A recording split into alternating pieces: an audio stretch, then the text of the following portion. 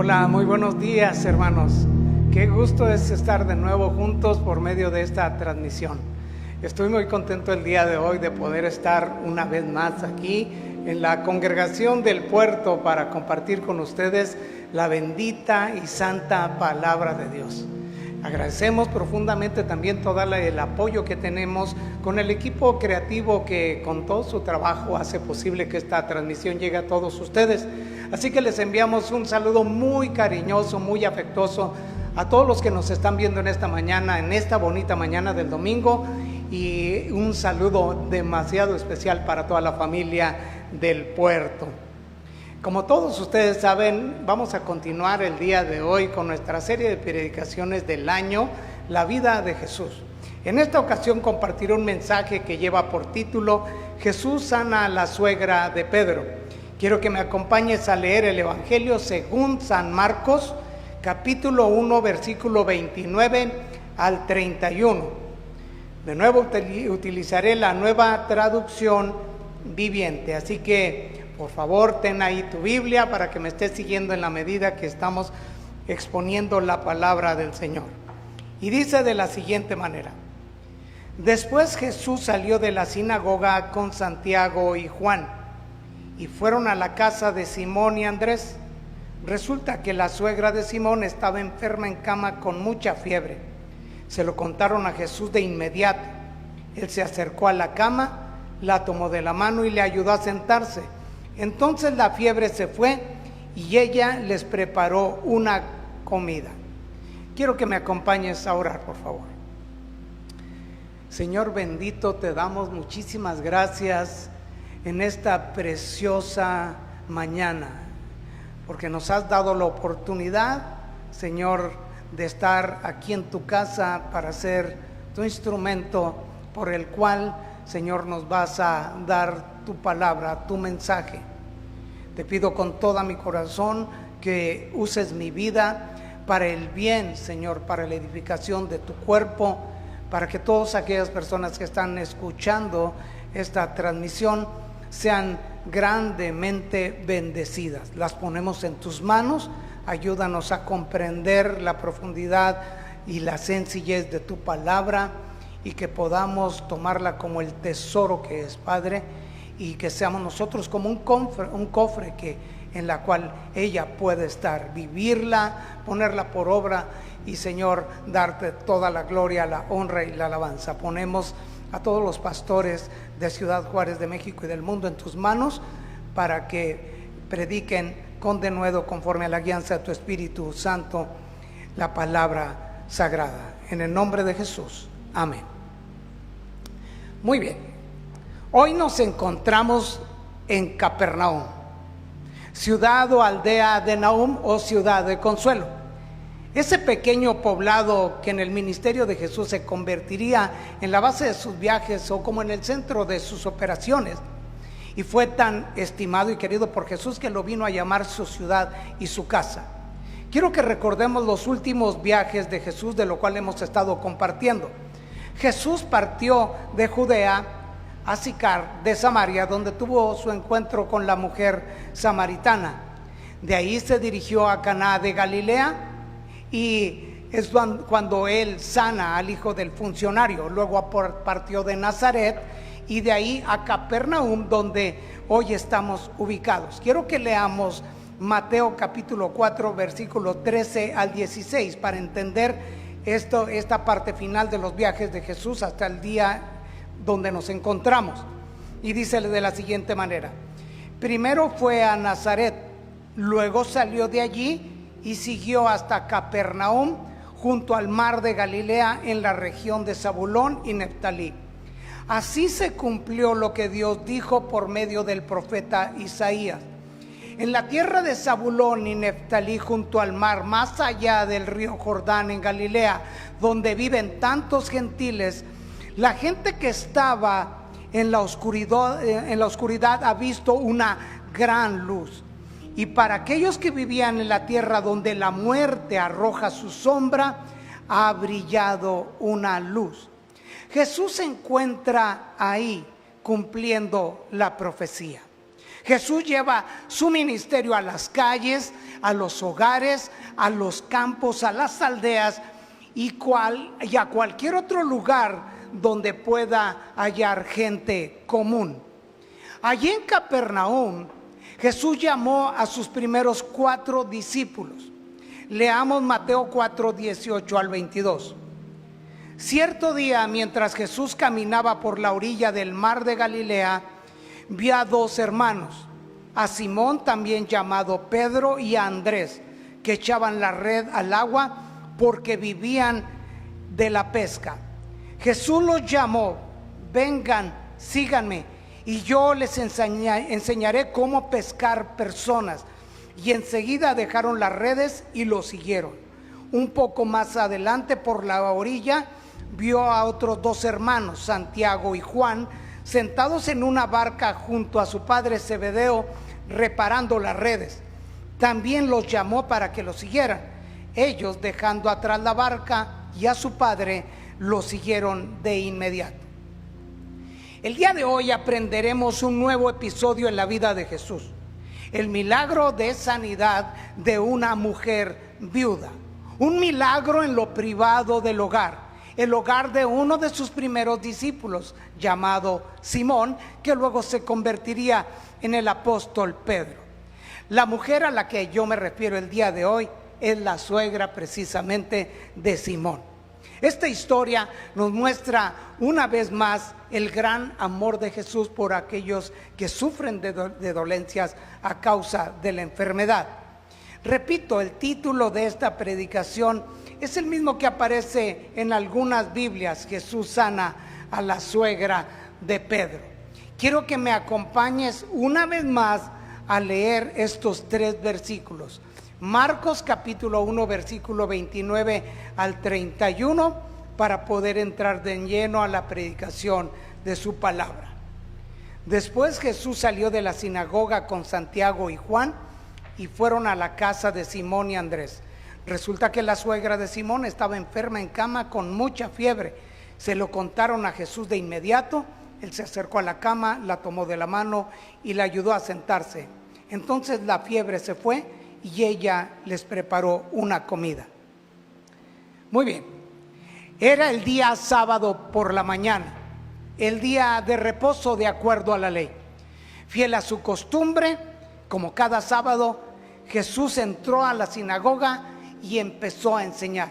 En esa ocasión le acompañaron sus nuevos discípulos. Recuerde que acaba de llamar a 4 de ellos: Simón, Andrés, Juan y Santiago o Jacobo. Literalmente la escritura dice en Marcos 1 a 22, cuando Jesús está enseñando, que la gente quedó asombrada de su enseñanza porque lo hacía con verdadera autoridad. Algo completamente diferente de lo que hacían los maestros de la ley religiosa. En esa ocasión, para enseñar su asombrosa enseñanza, con la misma autoridad con la que enseñaba, echó fuera un espíritu maligno de un hombre a quien tenía poseído, que ese día se encontraba allí en la sinagoga. Leamos Marcos 1, 21 al 28, lo que sucedió después de esa liberación. El asombro se apoderó de la gente y todos comenzaron a hablar de lo que había ocurrido. ¿Qué clase de enseñanza nueva es esta?, se preguntaban con emoción. Tiene tanta autoridad. Hasta los espíritus malignos obedecen a sus órdenes. Las noticias acerca de Jesús corrieron velozmente por toda la región de Galilea. El servicio de esa mañana, sábado, el día de descanso en la sinagoga, fue algo impresionante. La clase, enseñanza asombrosa, verdadera autoridad. La demostración, verdadera autoridad, asombrosa liberación. El asombro de la gente se debió a la autoridad con la que Jesús expuso y enseñó la palabra de Dios. Podríamos decir lo siguiente con toda seguridad: cuando la presencia de Jesús está en un culto de adoración, Jamás esa reunión será ordinaria, común y corriente. Jamás será aburrida y tediosa. A cambio será una reunión gloriosa y poderosa, porque la presencia de Dios, cuando llena ese lugar, provoca expectación, remueve y expone los corazones a la misma mirada de Jesús. Irrita a los religiosos y también provoca trastorno, caos y una verdadera revolución en la vida de aquellos que disponen sus oídos a la voz de su enseñanza. El asombro de la gente por la palabra de Dios, escúchame bien, el asombro de la gente por la palabra de Dios es la evidencia que define lo que es un culto glorioso, aprobado y respaldado por Dios. Ahí la presencia de Jesús está garantizada. Ahí no hay tal emocionalismo desenfrenado ni histeria colectiva. Allí hay corazones compungidos, quebrantados, consolados, sanados, renovados, transformados y en ocasiones, desgraciadamente, más endurecidos de cómo llegaron, pues la palabra de Dios o ablandece los corazones o los termina de endurecer. La predicación de Jesús era fiel, clara, viva, sencilla, poderosa, asombrosa y relevante, comprensible para algunos e incomprensible para otros por la dureza de sus corazones. Entremos de lleno a esta breve historia para contar lo que ocurrió enseguida después de salir de la sinagoga. Versículo 29 del capítulo 1 de Marcos. Después Jesús salió de la sinagoga con Santiago y Juan y fueron a la casa de Simón y Andrés. De acuerdo a Marcos 1, 16 al 20, se cree que Jesús y sus 4 discípulos, sus nuevos discípulos, salieron de la sinagoga y se dirigieron a la casa de Simón y Andrés. Ellos regresaban a casa después de haber vivido su primera experiencia al lado de su maestro. Iban totalmente asombrados e impactados por todo lo que Jesús hizo allí. Pedro vivía con su familia extendida. Ahorita vamos a explicar un poquito esto de su familia extendida, porque incluía a su esposa, hijos. La tradición sugiere que Pedro y su esposa tenían al menos un hijo, su suegra, su hermano Andrés y la familia de este. Acerca de la casa de Pedro, para entender esto de familia extendida y cómo podía estar tanta gente junta, los arqueólogos han puesto al descubierto el sitio tradicional donde se ubica la casa de Pedro, solo a pocos pasos de las antiguas ruinas de una sinagoga. La edificación es parte de un complejo más grande en el que las puertas y las ventanas dan a un patio interior y no hacia afuera de la calle. El patio al que se accedía desde la calle por una puerta era el centro de la vida de las viviendas alrededor y contenían fogones, piedras de molino para el grano, prensas de mano y escaleras hacia los techos de las viviendas. Así que era como una vecindad, el patio en medio, están todas las viviendas con techo arriba, ¿verdad? Y ahí es donde todos ellos viven. Jesús seguramente se hospedaba en la casa de Simón y Andrés. Versículo 30. Cuando llegaron a la casa, resulta que la suegra de Simón estaba enferma en cama con mucha fiebre. Primeramente, esta porción nos muestra claramente que Pedro estaba casado. Dice que salieron y estaba la suegra de Pedro. Entonces, nos muestra que Pedro estaba casado. Tradicionalmente se dice que estuvo casado con una mujer cristiana llamada Perpetua. La Biblia nos habla de ella en 1 Corintios 9:5. Ahí Pablo les dice a los cristianos de la siguiente manera cuando Pablo está renunciando a sus derechos: no tenemos derecho a llevar con nosotros a una esposa creyente como lo hacen los demás apóstoles y los hermanos del Señor y como lo hace Pedro. Entonces Pedro estaba casado. Esta porción de la escritura nos dice que la esposa de Pedro se convirtió en su colaboradora en la obra del Evangelio. Pedro, en su primera carta, en los capítulos 2 y 3, hablando acerca del respeto que debemos tener hacia todos, a la autoridad del rey y a los amos, lo hace de manera clara y específica en cuanto a los deberes de las esposas y los esposos. Se piensa que su consejo parte obviamente de Dios y de su matrimonio. Qué forma tan bella de describir a una mujer piadosa. Lo leeré para tenerlo presente.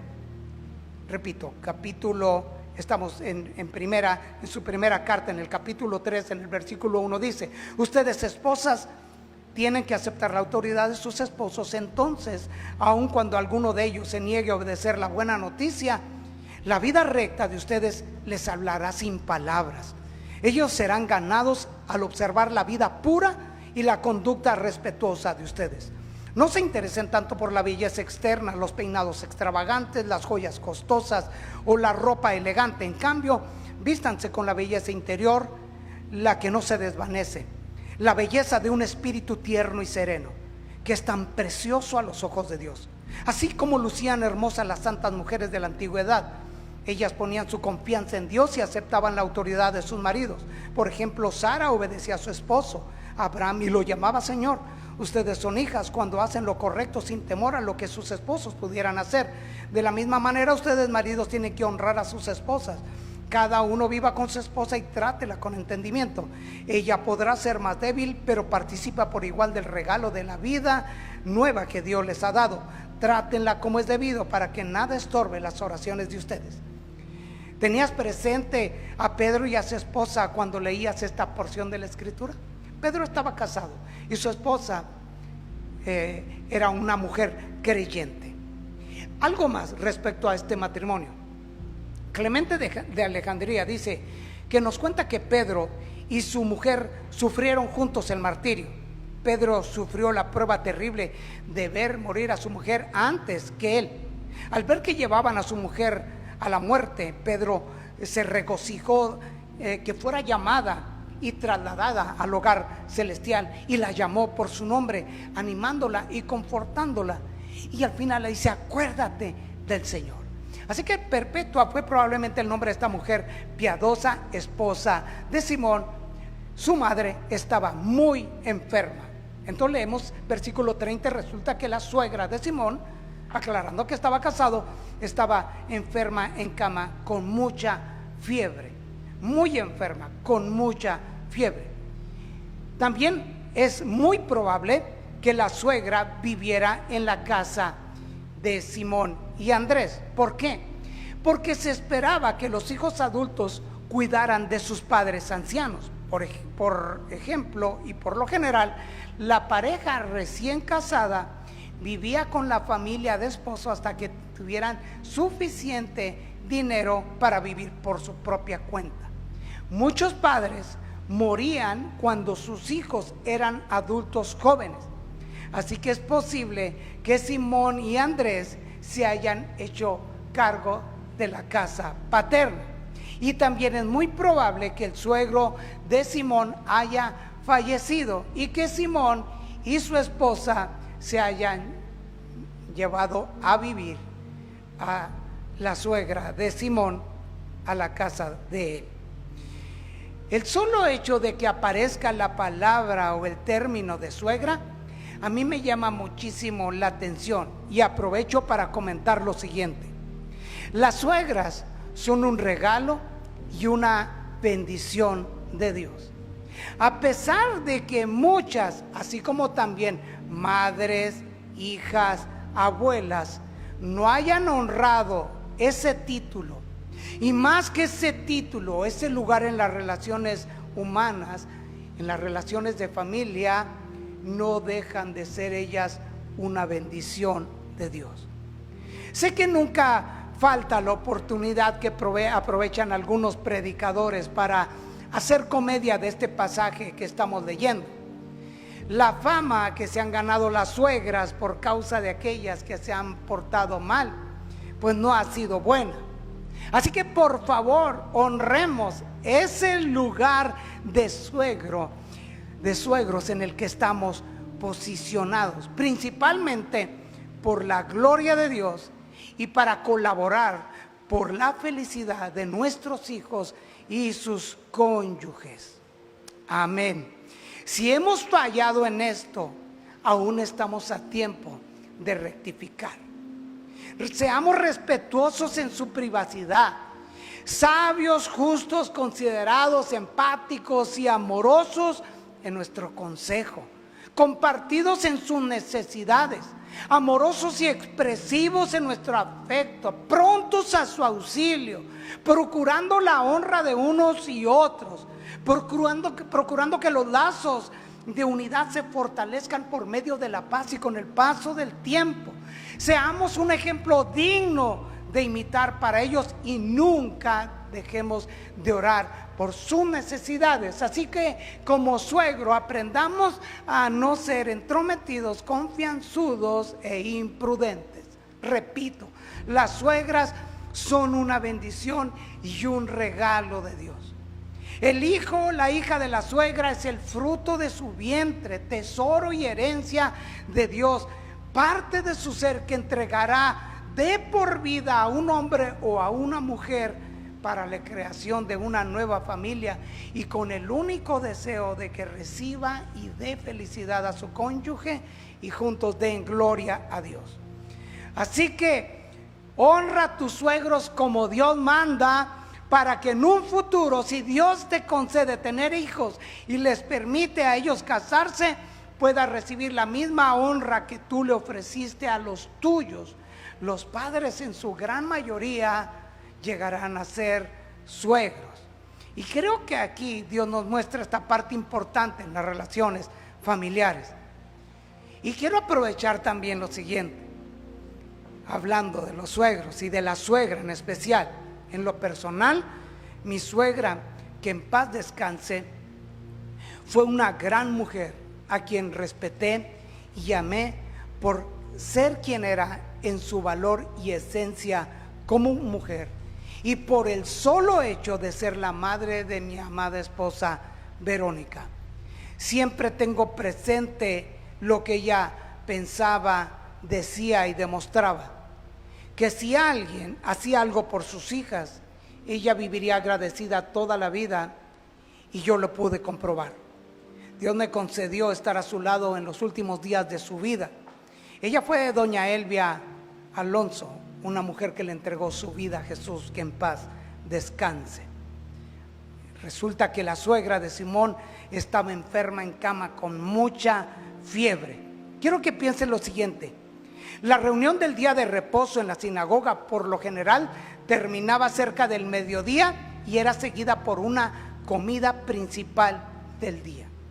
Después de terminar un servicio intenso, cualquiera en ese momento lo que más desea es ir a disfrutar con la familia una rica comida en casa, compartiendo de qué manera Dios nos habló y de nuestra respuesta a esa palabra, para luego tomar un merecido descanso, y sobre todo después de lo que ocurrió en la sinagoga. Desde luego que es justo pasar tiempo en familia, pero habrá ocasiones en que eso tendrá que esperar. Para nosotros como cristianos, especialmente si eres pastor o líder, sabemos que ante la necesidad de un hermano que necesite de consejo, visitar a alguien que requiera de nuestra asistencia, etcétera, significa renuncia y negación a nuestros propios deseos por amor a quien tiene necesidad. Estas obras son partes del llamamiento al ministerio. Cuando Jesús llegó a casa de Simón, inmediatamente la gente que ahí se encontraba le contó cómo se encontraba la suegra de él. ¿Qué podemos apreciar de Jesús aquí? Que Jesús es el vivo y máximo ejemplo de un servicio amoroso por aquellos que están en necesidad. Para él, la voluntad de su Padre, la cual amaba cumplirla, estaba por encima de sus propias necesidades, deseos y voluntad. Después de un servicio intenso en la sinagoga, salió con la disposición de seguir sirviendo a su paso, porque la Biblia dice: pues ni aún el Hijo del Hombre vino para que le sirvan, sino para servir a otros y para dar su vida en rescate por muchos. El servicio de Jesús no estaba determinado por un horario de oficina, y esta ocasión es una muestra de ello. Se lo contaron a Jesús de inmediato. Por favor, sánala, le suplicaron todos. Lucas 4:38 dice así, que le suplicaban que la sanara. Quiero compartir una publicación de una querida hermana, Ivonne Contreras, y publicó lo siguiente: la enfermedad nos hace tomar conciencia de nuestras limitaciones, ya sea que Dios nos sane o no. La enfermedad nos hace volver a Él y agradecerle por lo que nos ha dado. El dolor físico puede ser la misericordia inesperada que nos permite enfocar nuestra mirada a Dios de una forma en que no podemos hacerlo alejados del dolor, de modo que resulte menos probable que nos olvidemos de Él cuando nos recuperemos. El hecho de estar en cama, esta mujer nos muestra que se encontraba literalmente gastada, débil y carente de fortaleza. Si hoy en día la ciencia, con todos sus adelantos, no puede eliminar todas las enfermedades y plagas que nuestro mundo padece, ¿cuánto más se sufriría 2000 años atrás, cuando no había nada de tecnología médica? En Palestina la fiebre se encontraba entre las dolencias más comunes y severas padecidas por su población. Galeno, uno de los más renombrados médicos de la antigüedad, junto con otros, distinguían entre las pequeñas y grandes calenturas. Y aquí vamos a entender algo de cómo se encontraba la situación de la suegra de Pedro. Había 3 clases de fiebres que eran corrientes en Palestina. La primera, estaban las fiebres que se llamaba la fiebre de Malta, y que se caracterizaba por debilidad, anemia, agotamiento, que duraban meses y que a menudo acababan con la muerte. La segunda es que era una fiebre intermitente, que muy bien pudo haber traído muchas dolencias, y que se conoce como la fiebre tifoidea, y sobre todo estaba la malaria. La malaria para nosotros la conocemos como el paludismo. También la malaria es causada por un parásito, se transmite a los humanos a través de la picadura de mosquitos anófeles infectados. Es probable que esta mujer estuviera sufriendo de este tipo de fiebre. Lucas, el médico, hace esta distinción tomando en cuenta su formación académica. Ella estaba enferma con mucha fiebre. El griego es piretos megas. Entonces estamos hablando de una mega fiebre, una fiebre ardiente. Todo esto significa inflamación y dolor, con sequía, con calamidad. Y el mal aún era mayor, porque se trataba de una mujer de edad avanzada, lo cual lo hacía más vulnerable a esta fiebre. Por favor, sánala, le suplicaban todos, nos dice Lucas. Y esta porción nos muestra la responsabilidad que tenemos como creyentes de interceder por aquellos que están enfermos. Por favor, sánala, le suplicaban todos. En este caso, rogar a Dios para que el enfermo sea sano. La buena noticia de esta historia es que Jesús se dirigió y llegó a la casa donde esta mujer se encontraba muy enferma, pero no llegó solo a esa casa. No solo llegó a la casa. Leamos el versículo 31, vamos a empezar a entrar con mayor profundidad. No llegó solo a la casa. Versículo 31, él se acercó a la cama, la tomó de la mano y la ayudó a sentarse. Jesús llega ahí exactamente al lecho del dolor.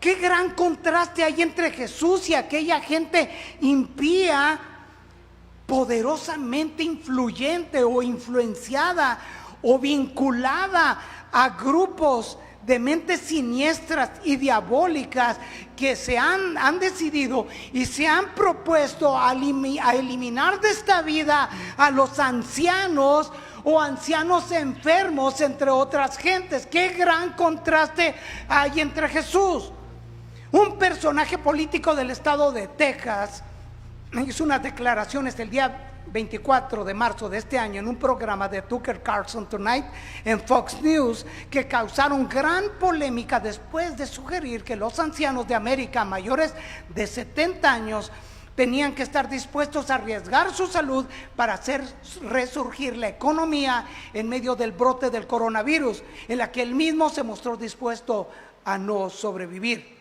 También se nos dice que una de las mentes brillantes del Fondo Internacional, del Fondo Monetario Internacional, afirmó que el problema del sustancial aumento del gasto destinado a pensiones públicas, escucha, no se resolverá a menos que se den prisa a morirse los ancianos.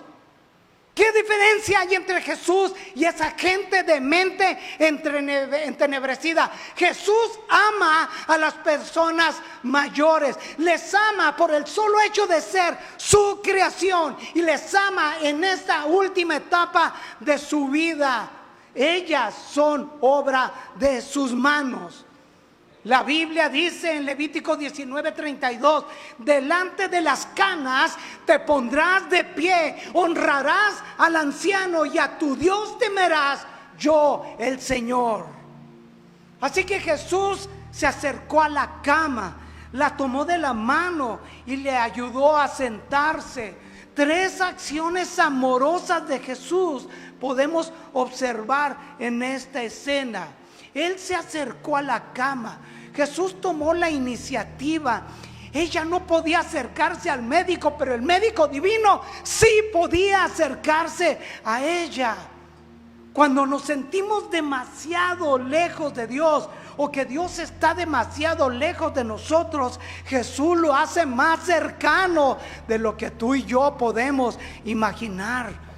Jesús se acercó al lecho del dolor. No dirigió una sola palabra, pero su sola presencia estaba hablando. Le tomó de la mano.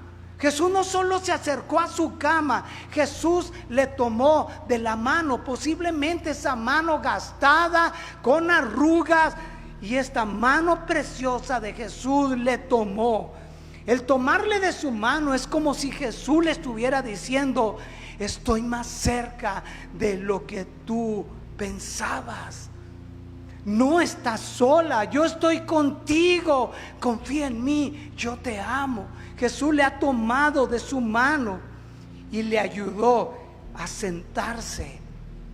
Ella estaba débil y sin fuerza por la enfermedad, pero Jesús le animó y le hizo esforzarse. Me imagino a Jesús diciéndole: tu esposo ya no está aquí y estás débil y enferma, y sé que tú no quieres ser una carga, pero yo estoy aquí para darte fuerza, sanidad y liberación. Tú no eres una carga, tú eres mi hija y mi sierva, y aún no es tu final, pues tengo planes para ti. Vamos, quiero que hagas tu parte. Llegó el tiempo de dejar esa cama a la que te puedes acostumbrar. Entonces Lucas 4:39 dice que de pie junto a su cama Jesús reprendió a la fiebre, y la fiebre se fue de la mujer. Jesús reprendió a la fiebre. Esta es la única vez en los evangelios en que Jesús se dirige expresamente a una enfermedad. Dios se dirige con palabras a una enfermedad y reprendió a la fiebre. Y quiero que entiendan lo siguiente: la reprensión de Jesús en este sentido significa que Jesús se convierte en una amenaza contra la fiebre ardiente, ordenándole con firmeza y vigor que se salga de ella. Significa no dejar dañar. Así que al toque de su mano y a la voz de su autoridad, así como el espíritu maligno salió de aquel hombre al cual tenía poseído, así la enfermedad se fue de ella al instante. No hubo necesidad de terapias ni de un proceso de recuperación. Jesús hizo un milagro de sanidad. Jesús no solo la sanó de su enfermedad, le salvó la vida de morir. Entonces, versículo 31, la enfermedad, la fiebre se fue y ella les preparó una comida. Aquí Jesús muestra su naturaleza divina. La fiebre se fue. Esto nos dice que Jesús tiene dominio total sobre el reino espiritual al echar fuera ese espíritu maligno, y dominio total sobre el reino físico al darle total y completa sanidad a la suegra de Simón. Así que este pasaje resalta el poder sobrenatural y soberano de Jesús. Jesús la sanó para su gloria, para su bien y para un propósito. Lucas nos dice en 4:39 que ella se levantó de inmediato y les preparó una comida. Se levantó de inmediato. Alentada y sanada por Jesús, se levantó de inmediato. Esto nos habla que la sanidad fue completa. La suegra de Pedro estaba restaurada en su totalidad. Ella no solo estaba sana de su cuerpo, sino también de sus emociones. Y ella les preparó una comida, versículo 31. Ella estaba tan contenta y optimista que les preparó una comida a Jesús, a sus discípulos y a toda la gente que estaba allí en casa. La gratitud de esta mujer piadosa por lo que Jesús hizo por ella, lo expresó por medio del servicio. Escúchame bien. La gratitud de esa mujer piadosa por lo que Jesús hizo en ella, lo expresó por medio de su servicio. El servicio es un reflejo de la sanidad, la evidencia y el fruto de haber recuperado la salud. El ministerio de esta mujer tan sencillamente era el diaconado. Se levantó para servir. Su lugar no era para estar postrada en una cama toda inmóvil. Su lugar era estar de pie y sirviendo. Jesús no vino para ser servido, sino para servir. Y ella hizo lo mismo que su maestro. La enfermedad puede convertirse en un estado emocional de tal manera que gobierne el cuerpo.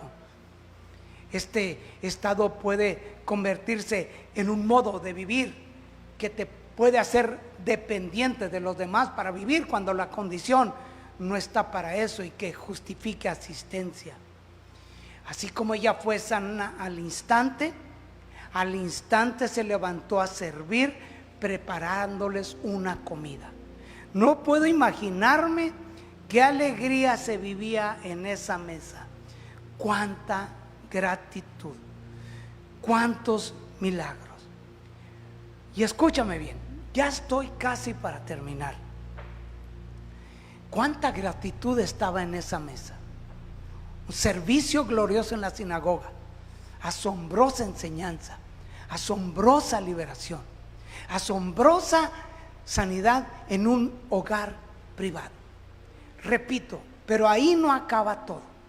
Ese día era sábado, día de reposo.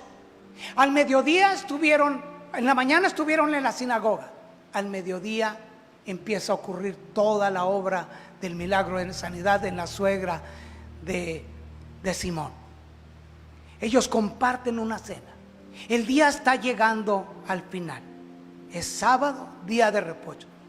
Mucha gente estaba esperando que ese día concluyera para que empezara el día domingo. Y terminó el sábado. Versículo 32. Esa tarde, después de la puesta del sol, le llevaron a Jesús muchos enfermos y endemoniados. El pueblo entero se juntó en la puerta para mirar. Imagínate, en esa casa, en esa construcción, en la puerta de entrada a la vivienda, hay una gente, y la gente que está ahí se asombra de la gran cantidad Dice que el pueblo entero se juntó en la puerta para mirar. Entonces Jesús sanó a mucha gente que padecía de diversas enfermedades y expulsó a muchos demonios. Pero como los demonios sabían quién era Él, no los dejó hablar.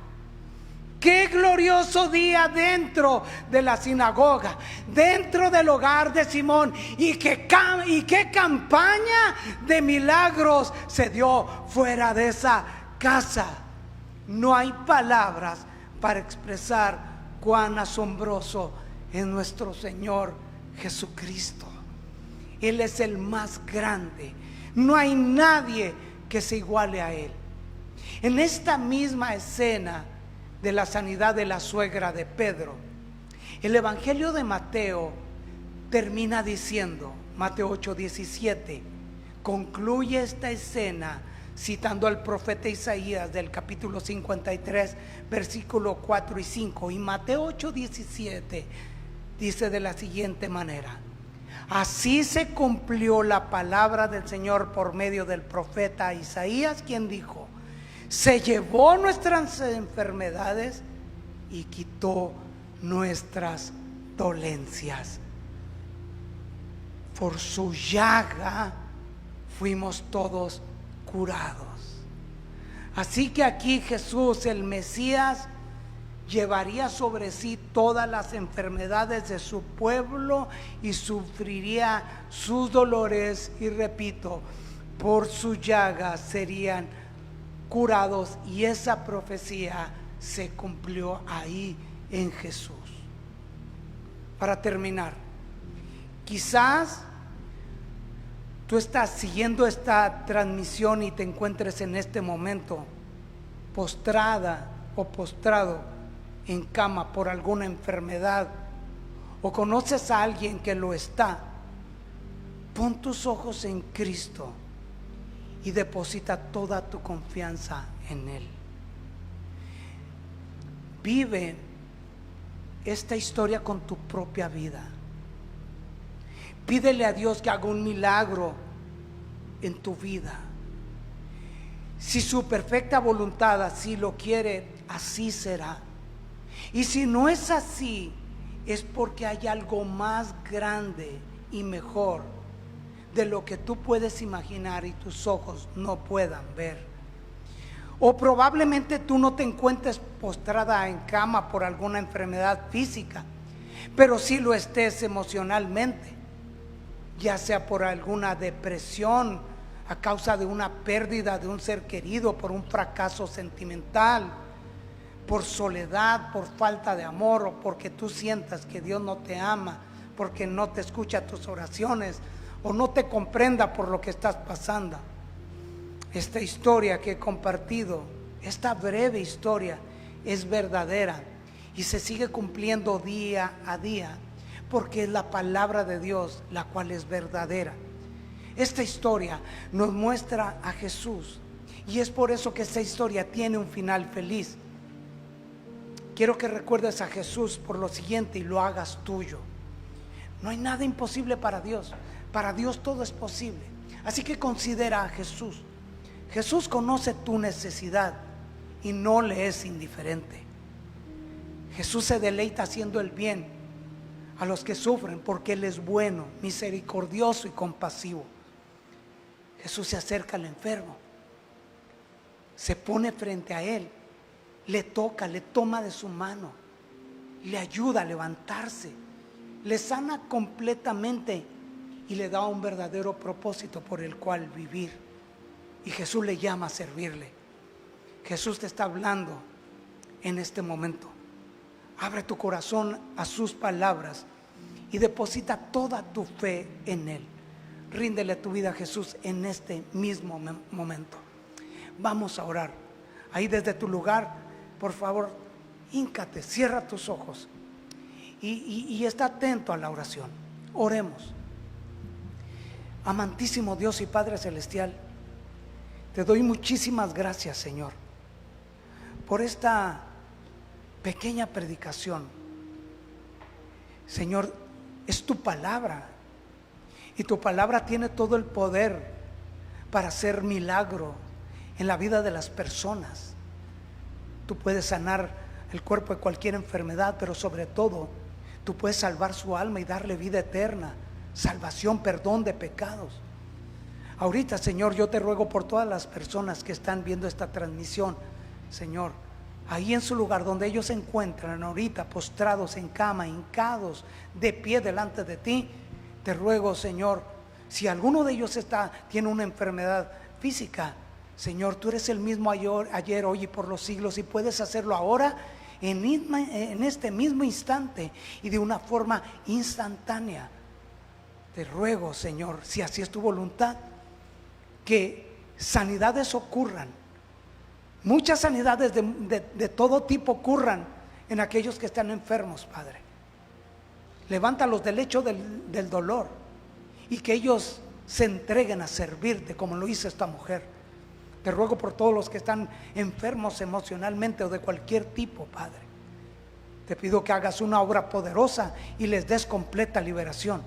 Si hay alguien ahí en las cámaras que nos está viendo y está poseído por algún demonio, Padre, tú repréndelo y échalo fuera y hazlo libre para la gloria de tu santo nombre.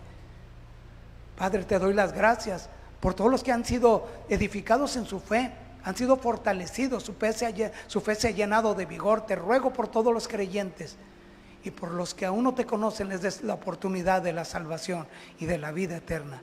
Te agradezco con mi alma y corazón el honor que me das de haber compartido tu palabra, la cual vive y permanece para siempre. Recibe toda la gloria, la honra y la alabanza, Señor, de nuestro corazón. En el nombre de Jesús de Nazaret. Amén. Muchísimas gracias por habernos dado tu atención para escuchar la palabra de Dios. Tu amigo, el pastor José Briceño, te envía saludos afectuosos. Muchas gracias. Dios te bendiga.